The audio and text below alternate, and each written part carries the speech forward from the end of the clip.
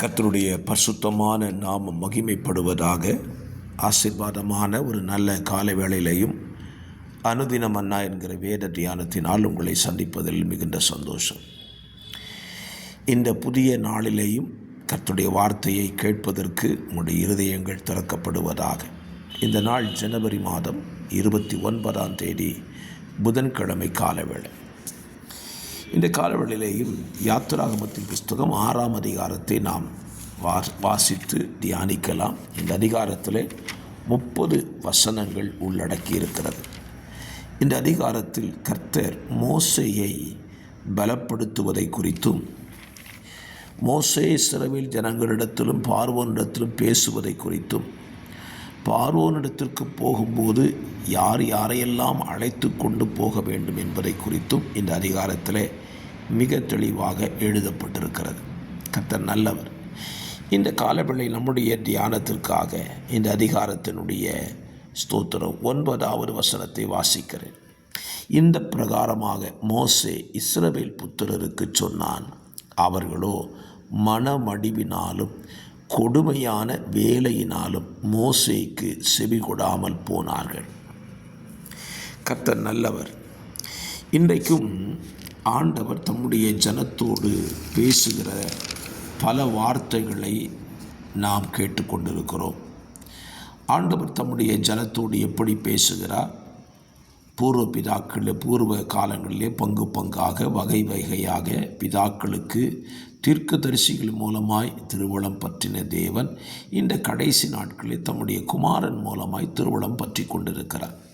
குமாரன் எப்படி பேசுகிறார்? தாம் தெரிந்து கொண்ட ஊழியர்கள் வழியாக இன்றைக்கு ஜனத்தோடு பேசி கொண்டிருக்கிறார். சரி, அப்படி பேசுகிற எல்லா வார்த்தைக்கும் ஜனங்கள் செவி கொடுக்கிறார்களா என்று கேட்டால் இல்லைத்தான். செவி கொடுக்கிறதில்லை. எல்லா வார்த்தைகளுக்கும் செவி கொடுப்பார்களானால் எத்தனை ஆசீர்வாதமாக இருக்கும். சரி, கர்த்தருடைய வார்த்தைக்கு செவி கொடுக்காமல் போவதற்கான காரணம் என்ன? இந்த அதிகாரத்தில் ஆண்டவர் மோசேயிட்ட தம்முடைய வார்த்தையை குறித்து பேசிட்டார். நீ இதை போய் ஜனங்கள்கிட்ட சொல்லு, ஸ்தோத்திரம், பார்வோன்ட்டையும் பேசுகிறார். ஆனால் ஜனங்கள் மோசேயினுடைய வார்த்தைக்கு செவி கொடாமல் போயிட்டார்.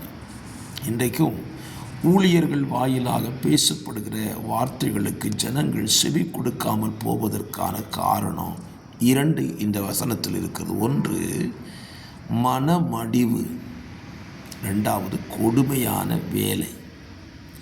மனமடிவுனா என்ன காரணம்? ஆண்டவர் நம்மகிட்ட சொன்ன காரியம் நம்ம வாழ்க்கையில் நடக்காமல் போகும்போது தான் இந்த மனமடிவு வருகிறது. ஆண்டவர் இஸ்ரவேல் புத்திரருக்கு சொன்னால், நான் உங்களை விடுதலையாக்கி பாலும் தேனும் ஓடுகிற தேசத்துக்கு கொண்டு போய் சேர்ப்பேன்னு சொன்னோன்னே இஸ்ரவேல் புத்திரருக்கு ரொம்ப சந்தோஷம். நமக்கு விடுதலை கிடைக்க போகுதுன்னு சந்தோஷமாக எல்லாரும் ஒருத்தர் பேசிக்கிட்டாங்க. ஆனால் மோசே போய் பார்வோன்ட்ட பேசும்போது பார்வோன் அவர்களை போக விடாமல் அவர்களுடைய வாழ்க்கையில் விடுதலை என்பது காணல் நீராக மாறிற்று. சொன்னபடி நடக்கலை. இதனால் மனமடிவு. அதுக்கு பிறகு என்ன சொன்னாலும் மனசில் என்ன செய்யாது, ஏற்றுக்கொள்ளாது. இன்றைக்கும் பாருங்களேன், கர்த்தர் ஒரு வார்த்தையை சொல்லுகிறார்.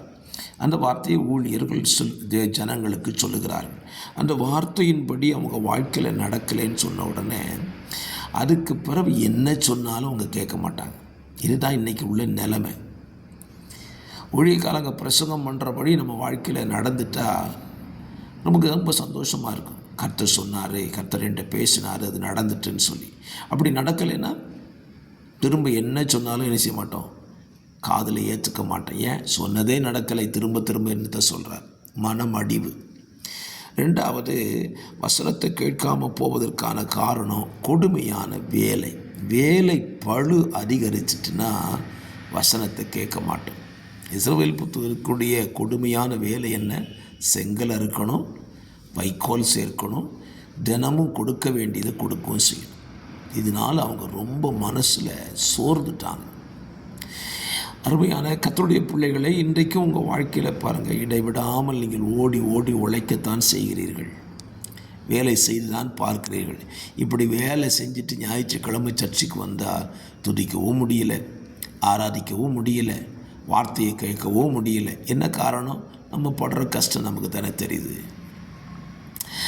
நம்முடைய கஷ்டத்தை யார் மாற்றுகிறா? இந்த குழப்பம்தான் இன்றைக்கி நிறைய பேருக்குள்ளே ஓடிட்டுருக்கு. நான் ஒரு காரியத்தை இந்த காலவெளியில் சொல்லுவேன். நம்ம வாழ்க்கையில் கர்த்தர் சொன்னபடி நடக்கலைன்னு சொல்லி மனம் அடிஞ்சு போயிடாதீங்க. எவ்வளோ வேலை செஞ்சாலும் வார்த்தைக்கு செவி கூடாமல் போகாதீங்க. காரணம், இந்த ரெண்டுமே கர்த்தரால் சொல்லப்படுகிற வார்த்தை. ஸோ கர்த்தர் சொல்கிற வார்த்தை நிச்சயமாக நிறைவேறும். ஒருவேளை சில காலதாமதம் ஆகலாம். காலதாமதம் ஆனாலும் வார்த்தை நிறைவேறும் என்பதை நீங்கள் மறந்து போக வேண்டாம். இஸ்ரவேல் புத்திரர் வாழ்க்கையில் நடந்துச்சது. உங்கள் வாழ்க்கையிலையும் அவர் சொன்ன வார்த்தை நிச்சயமாக நடக்கும். செய்ய வேண்டியது ஒன்று, சொல்கிற வார்த்தையை சந்தோஷமாக ஏற்றுக்கொள்ளுங்க, வார்த்தைக்கு செவி கொடுங்க. அப்பொழுது நன்மை உண்டாகும் பொழுது நீங்கள் சந்தோஷப்படுவீர்கள். பரிசுத்த பிதாவே, இந்த காலவெளியிலேயும் எங்கள் வாழ்க்கையில் கர்த்தர் சொல்கிற வார்த்தைக்கு சந்தோஷமாக செவி கொடுக்க உதவி செய்யும்.